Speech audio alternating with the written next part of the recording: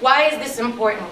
Because as I mentioned, it's now when you discuss Palestinian interests, it's not necessarily just about Palestine, but about which Palestinians we're referring to.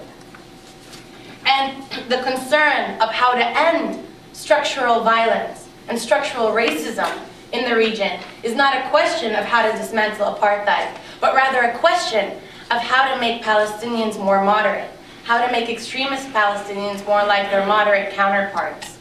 And this was shared by the chairman of the subcommittee on Middle East and South Asia, Gary Ackerman, in a hearing called U.S. Assistance to Palestinians, says, what do we do to promote and encourage the ascendancy of precisely the kind of Palestinians, people that are interested in civilization, people that are interested in the well-being of their neighbors and in their family and in security? Let me just ask that very broad question. Are there Palestinian moderates? And if there are some, how do we get more of them? And of course, because of his foresight and long-term visions, subcommittee chairman Ackerman is locating the root of the problem in the right areas, right? The lack of civilization and humanity amongst Palestinians, and not in the enduring edifice of apartheid in the region. And this is also obvious by the very conspicuous absence of Israel's culpability and anything involved in the Middle East. Anything wrong with the Middle East, Israel has nothing to do with. And this was evidenced most recently, of course, in 2009 in Operation Cast Lead, when it was Hamas's fault for firing rockets only, and also evidenced in 2006 when it was Hezbollah's fault for hiding behind civilians. But nothing about what Israel was doing to perpetuate these problems. And despite what we may believe, that in the face of this conspicuous absence of Israel's culpability, our response may be that, well, we need to go in there and educate these congresspersons. If they knew, they would do something about it. All they need is a Palestinian 101, teaching, and I'm going to take my Occupation 101 DVD, and it's going to be fine. Well, the truth is that most Congress people actually know what's going on. And they're not refraining from doing something because of a lack of knowledge. They're refraining from doing something because of a lack of interest. Interest in the region, but also interest for their political careers in their district, whether by funding or whether by voting. And I'm sure Josh is going to talk about this a little later, and of course my counterparts here can talk about it. But I want to share something with you that Chairman Ackerman actually says. He knows about the history of Palestine. And he says in a committee hearing, two sides of the same coin, Jewish and Palestinian refugees. He says, for Palestinians, the refugee question more than any other embodies their cause. It carries the weight of their dispossession, collective anger against Israel, their frustration with the inability of their leaders to resolve national crises, and their sense of abandonment by the world, despite the reality that millions of Palestinian refugees daily receive services from UNRWA.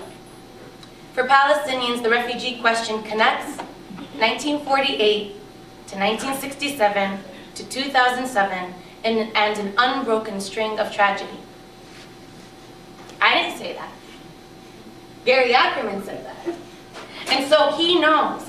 But the difference is that he doesn't think, he doesn't place the answer in redressing the grievances of Palestinian refugees by international law, and specifically UN Resolution 194, but instead that instead of what you should really do is coerce somebody in love out of it by placing them, resettling refugees in third countries or otherwise, because, quote, Gary Ackerman goes on to say, for Israelis, the implications of demography make Palestinian demands concerning refugees sound not like calls for justice, but calls for suicide.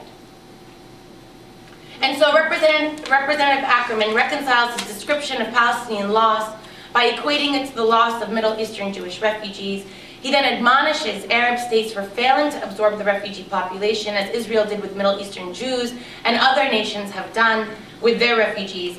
Effectively, the problem is not the expulsion of Palestinians, but the persona non grata status in their host countries. And all of this is all over the place to say, I think that the U.S. political establishment has got it wrong.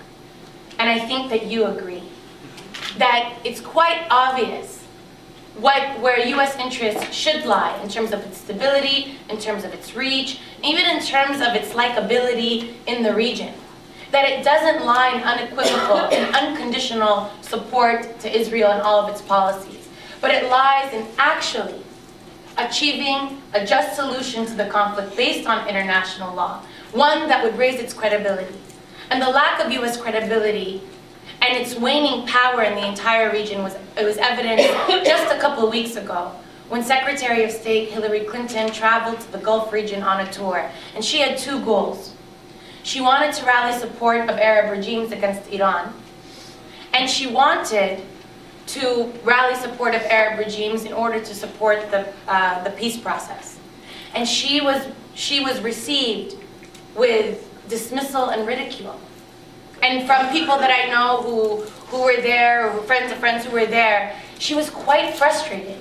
Because every time she went to speak to different heads of states of Muslim countries, she was received with one statement, one steadfast statement from representative to representative.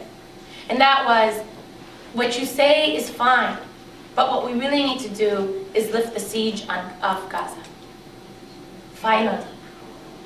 But this is what she's coming back with, and this is what she's bringing back to the political establishment also, that the key to U.S. interest in the region, the key to U.S. power in the region, and then by the way, I'm saying this all with a grain of salt, but I'm just thinking, if this is what is in the best interest of the U.S. political establishment, then this is where that power, the key to that power may lie, is in actually lifting the siege from Gaza, off of Gaza.